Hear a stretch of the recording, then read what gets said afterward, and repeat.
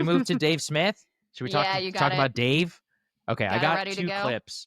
So what do you guys want to start with? Do you want to start with his lived experience thing about how you have to be able to have been to Israel?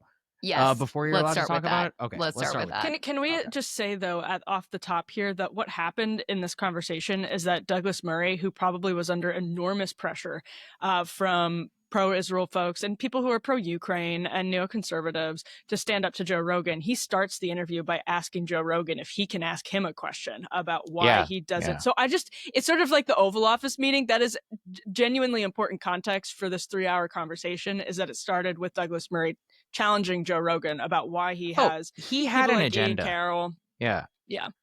He coming into this, he's mad at Joe. He's snippy, and what did Trump say? Yippee. He's yippee at Joe for, quote, not having enough pro-Israel or pro-Ukraine folks on the show, which, by the way, is not even true. There are definitely a lot of pro-Ukraine. He didn't even know some of the guests. That Joe ticked off all of these guests. He's like, I've had Gad Saad. He said Barry. We've had pro-Israel folks, and this one guy, and I can't remember his name, and you're like, oh, so you can't even remember the name of the guy you're calling anti-Semitic? But okay. Well, anyway, so what he does in the beginning is he, first of all, starts off with chastising Rogan for not having enough pro-Israel and pro-Ukraine folks on, which is preposterous. So much if a guest came on our show and was like, actually, I think here's how you should produce your show. Here's how you should do your job. Like, there is no worse way to start a conversation with anyone than that, really. Let's start with that. And you accused Dave of hosting Ian Carroll. Like he had no information. Really hot and was a little bit. It was a little bit off. I thought Joe handled it really well, and it turned into a pretty interesting discussion. Joe really held his cool. I will say that Douglas is one of the smarmiest people I've ever seen on this, because he spends the entire thing tries to attack Smith's character, basically implies that Dave Smith is doing this for views or for clicks. Ridiculous. Dave has been in this business for a long time. Dave's most viral moment is not even anything to do with Israel. It's about vaccines from 5 years ago. Not that Douglas would know anything about any of that, but he's like, oh, Dave, your shtick is Israel, right? Like implying that he's doing this for career purposes. Someone should tell me that, because I don't remember my career doing all that well because of any Israel criticism. In fact, it's the opposite of Mr. Murray, who went from, this flitting about neoconservative has-been to, little flak jacket tour vests all over Israel. And so that is the context. Every accusation. Right. That's the context, is the concern trolling about, quote, expertise. And we'll get to that. But the best part was this, where he tries to use a literal woke style argument of, if you've never been to Israel, then you're not allowed to talk about it. Dave handled himself incredibly well, in my opinion, in this back and forth. So let's go ahead and take a listen to some of it. Was no deficit of goods coming in. I've been plenty of times. There was no deficit? No, there are no plenty goods were kept out. There are plenty. How many? Have you been to the crossing points? No. When were you last there at all? I've never been. You've never been? Well, am I not allowed to talk about it now? Have you ever been to Nazi Germany? Are you allowed to have feelings with them? You can't time travel, but you can. Right. But you can travel. Okay, but so what? So what's the point? Like, no, okay. I find that lots of people have been there and agree with me, and lots of people have been there and agree with you. Yeah, but so if I don't you're know going to spend a year and a half talking about a place, you should at least do the courtesy of visiting it. All right. I just think this is a non-argument. You don't think? Okay. No, I think it's a non-argument. But if you're an expert, well, you have to go and touch the ground. No, I think you have to see. I think it's a good idea to see stuff, particularly if you spend a career talking about something. Yes, I have a journalistic rule of trying never to talk about a country, even in passing, unless I've at least been there. Okay, it's a sort of normal. It's a normal thing to do. You're talking about. Hang on, you're talking about crossing points. And not only have you never been to a crossing point in either Egypt or in Israel, but you've never even been to the region. Okay. Again, I think this is a non-argument. I don't understand. No, it's not a non-argument. Yeah, it is. It's not a non-argument. If you're insisting that you're an expert of some kind, or not claiming you're an expert, but still talking about it, about the provisions going into Gaza or not, if you've never seen any of this going on. So you're not allowed to speak about things that you've read about. You can only speak about things that you've seen with your own eyes. You can talk about what you want, as you're proving. But that is a different matter from spending an awfully long amount of time talking about an issue in a region you haven't even had the courtesy to visit, whilst developing all of these views about it. I mean, now I slightly get an idea of where you're coming from. You've read about this blockade, and so you imagine that that's what it is. I imagine you've read all the people who say that Gaza was a concentration camp. All right, we can call it there. This is the dumbest form of argumentation, and there's a layer to this too. I actually texted this to Dave, and I was like, I kind of wish you'd said this. While you're talking, I'll just put this up. Yeah, I just want to be like, hey, Douglas, why do you think you got to go to the Crossing Points, my guy?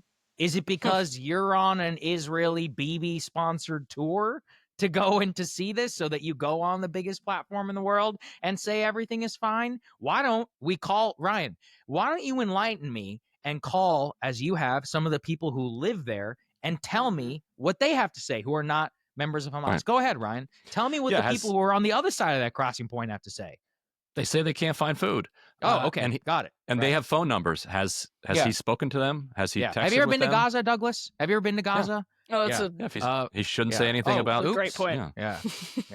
They blocked on March 2nd. They said we're not letting any aid in. They said it publicly. Okay. Why does Dave Smith need to go fact check the claims by the Israeli government? Right. Yeah. And the Palestinians on the other side confirmed it. We have both sides saying we're not letting aid in. But Dave, Murray needs to go see it. Dave doesn't. Weird. Go ahead, Crystal. Yeah. It does remind me so much of it truly is like a very woke reminiscent argument, because one of the tactics that is used to shut down debate is like, well, if you're not a member of that marginalized group, you can't speak on issues related to that marginalized group. And I'm not going to say that there's nothing to like hearing someone's quote unquote lived experience, but that is a common tactic to just say, you're not allowed to have a say at all. Don't care what you've read. Don't care what your opinion is, what your moral compass is. Don't care. If you don't have these particular characteristics, you don't get to weigh in. I've always objected to that, whether it was on the woke side, and it's the exact same thing here. It's also very like, I don't know if he's always debated this way, but it's a very Piers Morgan panel debate tactic they spend so much time just like attacking each other's character. You're a racist. You're an anti-Semite. You haven't even been there. And, it's the type of thing that can play well in that format when you just have like 15 minutes of yelling to filibuster and try to like out alpha the people on the panel. But when you actually have to sit there and explain yourself for hours on end, and everyone gets a chance to see Dave be like, this is a non-argument. What are you talking about? It doesn't quite hit the same way as when you're just on some like Piers Morgan yell fest. Well, that's really interesting because they actually started the entire podcast by Joe saying the reason we wanted to do this is because so many of these debates are held on shows like Piers Morgan, and basically it's so theatrical, and it's actually somewhat it's just this deification of expertise, which is very disappointing from Douglas Murray, by the way, who on wokeness, on media corruption, all of that, he actually was with Taibbi side by side in an Intelligence Squared debate against Malcolm Gladwell and Ryan, columnist at the New York Times, Michelle Goldberg, and wiped the floor with Malcolm Gladwell and Michelle Goldberg. And Douglas Murray did some heavy lifting in absolutely excoriating the corporate media and its corruption. And here, he's flipping around and saying that because Dave lacks expertise, my favorite moment of this entire conversation is when Dave goes, I'm a free American. I can say whatever I want. And I just was like, felt like wrapped in the American flag, was going to like shotgun a Miller Lite when he said that. It was glorious. Yeah. Because that's his point. His point is that the audience is smart enough to make up their own minds if they are listening to a comedian who's really interested in history, or a, ex-military guy who's really interested in history, do 30 hours of a podcast. The audience is smart enough to make up their minds, to do additional research. They don't need to be protected by expert gatekeepers in every situation. And it's just, I found it very unfortunate to see that flipped again. It's also very selective because it's not enough. So he's decided Dave Smith's not an expert, but he's also decided that it's not sufficient for Dave Smith to read experts. Yes, exactly. Have studied this, been to the region, etc. So it's, it's all very selective and very convenient when you get to be the expert, when the expert opinion matters and can factor in, and when it doesn't, in his view. Yes, this is the expertise part of which drove me crazy. And so there's a specific, part of this. Let's take a listen to that. Do also think that one of the bigger kind of the bigger picture dynamics to all of this is that we have at least since 9/11 been in a state of perpetual war. And all of these wars have been disasters. They have been so many lies involved in selling all of them. I mean, the whole Iraq war, the whole war in Afghanistan, just lying the whole way through. I mean, I remember literally having conversations with Green Berets in the middle of the war in Afghanistan, and they're like, George W. Bush is telling you that the army we're building up there is really successful. This thing's going to fall in a week without us. And then all through the Obama administration, it's just like lie after lie after lie with disastrous wars. And so this does create a fertile ground for people to say, I wonder if they were lying about all these wars. Sure. Again, I'm not really trying to argue with you about World War II. I'd rather argue about these wars today. I think the interesting question is whether you're busy watering it. Well, should you not talk about mistakes that were made overall? Absolutely. Okay, you should. Absolutely. Right. I'm all for going back and looking at mistakes. So what is your argument then? It's a very weird thing to go back, zone in on a man, say this one thing is a mistake and should characterize him, and you ignore everything else. You're taking him out of context when you're talking about Daryl, who's done, what was it, 30 plus hours? So what? 30 plus hours of podcasting. You do that in a week. I mean, but it's a very different thing. He's not doing a podcast like talking to people. Okay, nor is he doing scholarly work, nor is he working in the archives. Clearly, come on. I mean, he is not the historian of our era. He's not claiming to be. Then read the historian. This is like punching jelly. No, but you don't consume his work. What I'm saying, because I don't need to consume endless versions of a revisionist history. I understand. But I know where this revisionist history. Okay, so that was about the Daryl Cooper thing. But that part I found very illuminating is this. He produced 30 hours of He goes, so what?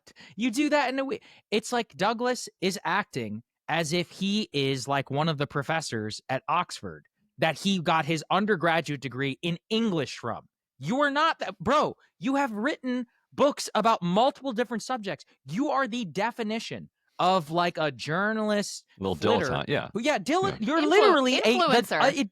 You are an influencer dilettante. You are a literal dilettante who flits about the world, writes neoconservatism and why we need it, and now madness of crowds and the strange death of your. It's like, are you a fucking expert on immigration? Are you an expert on Western civilization? Because you have ever been to Martyr Made?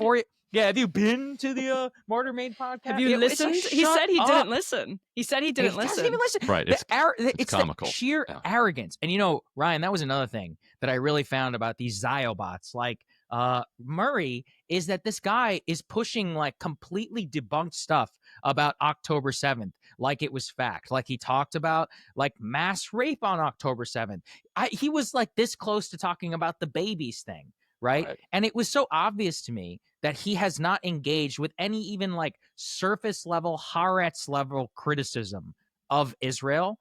And that he said he doesn't have his to. expertise, his expertise is that he's been there. It's just the purest form of wokeism, of like concern trolling about expertise when you yourself have absolutely none. And I will say, like outside of Twitter, like Zionist Twitter, if you go look at the YouTube comments or the general reaction or anything, Murray's getting cooked. People can see this level of like sneering and concern trolling, and just people are like, oh, I wasn't in the studio with Douglas, so I can't have an opinion about how much of a dickhead he was. Just like it is. But like that's the level of argumentation that he has, that he brings us down to. It's ridiculous. And it is comical in one breath to say that, Dave can't comment on Israel because he hasn't been there, but he can comment on a podcast that he's never listened to. Yeah, right. Because I actually disagree with the other point. Like, you actually probably should listen to a podcast if you're going to have an opinion on the podcast. Right, because the whole thing of having an opinion on the podcast is like the content of the podcast. The content of the podcast. Like, that's kind of the whole thing. If you want to. And nobody has done listen, I disagree with Daryl on Churchill. I disagree with him on a lot. But if you listen to the podcast, absolutely nobody is doing what he is doing. The level, and Joe pointed this out, his Fear and Loathing in New Jerusalem starts from the emotional, visceral perspective of Jews who are fleeing pogroms. It's just absurd to act as though that is being put in the box of Pat Buchanan. It's not Pat Buchanan. It draws from Pat Buchanan, but it's not Pat Buchanan. And you don't know that unless you listen to it. That's another thing. I'm not even going to go into by the way, I love Daryl. Daryl's one of my brothers. Yes, I disagree with him. I actually text him often and be like, dude, you're totally wrong about all of this. He's the guy who will send me books, obscure books about that he has on the Battle of Singapore. And so that, it's beyond the character assassination. It's a beautiful friendship. It is a beautiful friendship. Just like Scheinbaum and Trump. But like beyond even the like surface level criticism, fine if people want to have it. For me, is that arrogance of Murray and a lot of these pro-Israel folks who resort to the most ad hominem and emotional attacks, concern trolling about expertise. And then someone like you, Ryan, who actually has reporting expertise, like knowledge and all of that of the region, is dismissed completely out of hand. And if someone like Dave, who is a consumer of your work or of Haaretz or any of that, is laughed out of the room, the idea is, and I genuinely would say this, is that the mean critic of Israel and of Israeli policy, and I mean this in the commentariat space, in my opinion, is 10 times more informed on the conflict than anybody who is just mindlessly sucking up their propaganda about October 7th or the war in Gaza or the ends. The other thing that I found preposterous, Ryan, is that throughout the podcast, he's like, Qatar is pumping money into our university system. Ryan, does he even know that Netanyahu is literally facing a corruption allegation over? Probably not. That's my point. He doesn't even know anything about the place that he spent so much time. Right. And that's a huge, it's like the number one story in Israel right now. But it's structurally, if you are on the Dave Smith side, you must constantly engage with the pro-Israel side, because it is the water that we're swimming in. That's right. If you are on Murray's side, you can actually just not read Drop Site. You can not watch this program. Like you can seal yourself off and just never encounter that. And so that's how you wind up with people repeating things that everyone already knows has been actually debunked by, like, even say like the BBC or somebody, but like not done it in a high profile enough way that it penetrated the pro-Israel bubble.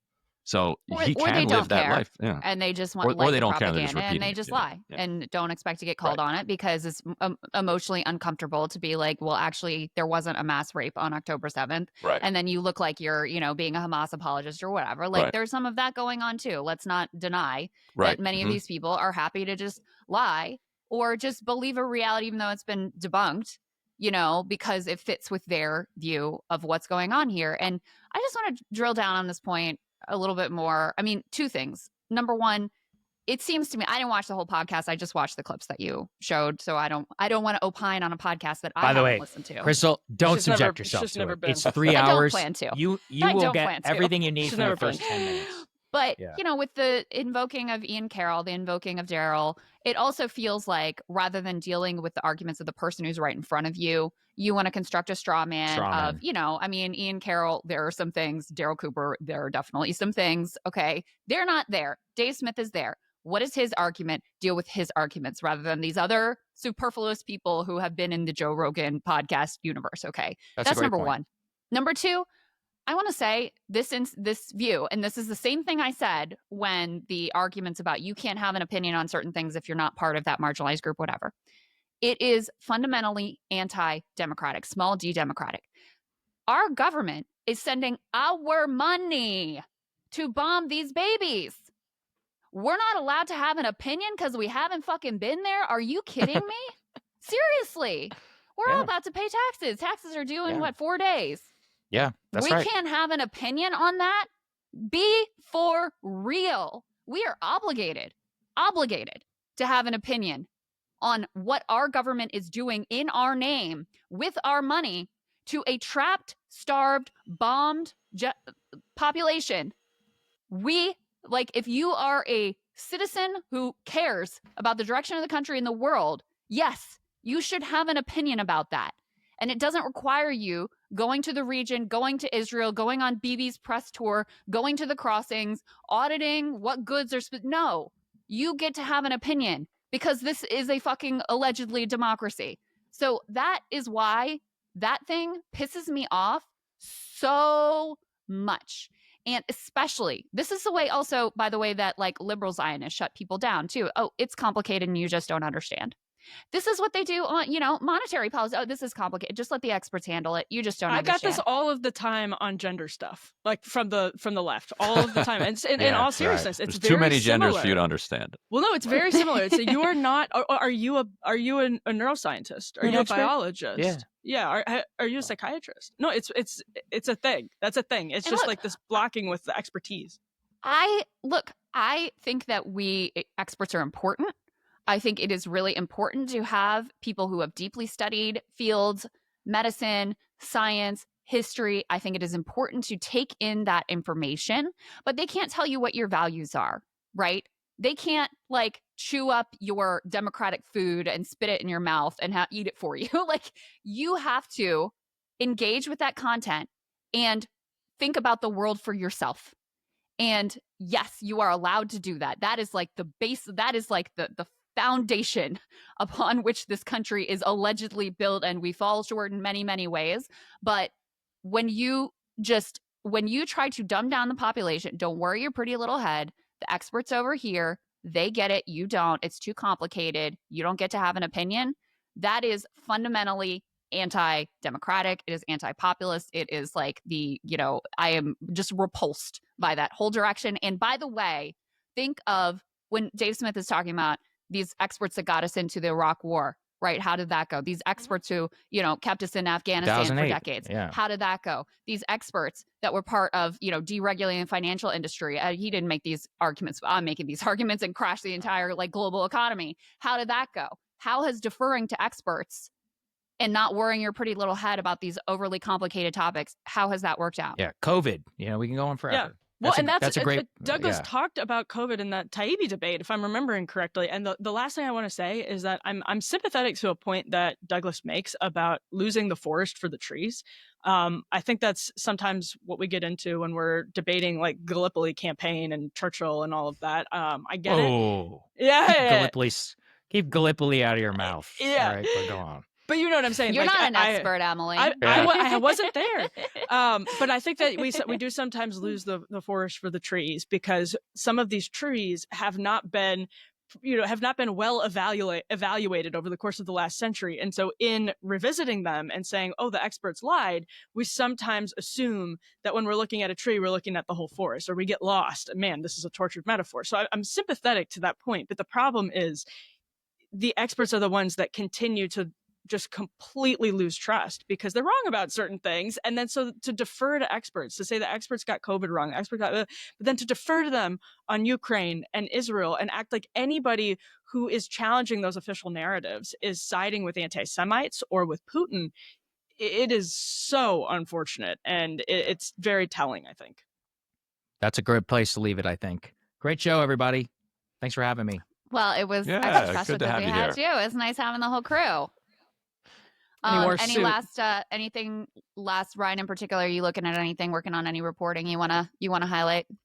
Oh no, I should send this to Phil, Emily. But very cool story in Dropset that we published yesterday afternoon. Interview with a top Houthi leader, who basically responded to Trump and Hegseth, who said, "Hey, if the Houthis stop bombing American ships, we'll stop bombing the Houthis." And they told Dropsite, "We will stop bombing American ships then, if you will stop bombing us." They said we will continue to bomb Israeli ships. They're not allowed. They're not welcome through. But American ships, fine. We have no problem with America. So now the question will be: did Trump and Hegseth mean Israeli ships under the definition of our ships? We all know the answer to that. Yeah, we know the answer. But it's good to have it clarified. Yeah. Indeed. All right, guys. Thank you so much. Thanks to everybody out there. Appreciate you guys. We're gonna have some announcements next week. I'm just gonna tease that. Some big announcements. all around. So stay tuned for that and have a great weekend. We will see you back here Monday.